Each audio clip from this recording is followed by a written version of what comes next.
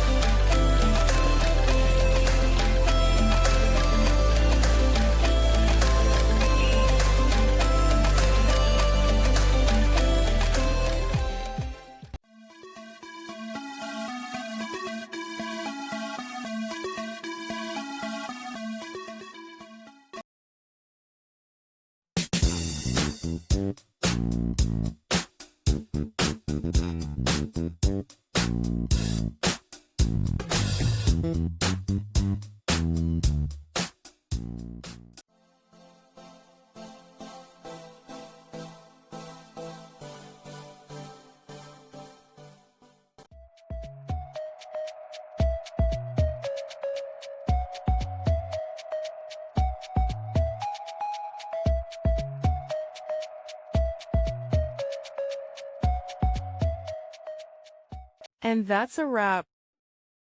I hope you found the answer you were looking for.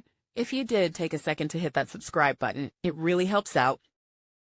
And let me know in the comments which solution worked best for you. See you next time in the debug zone.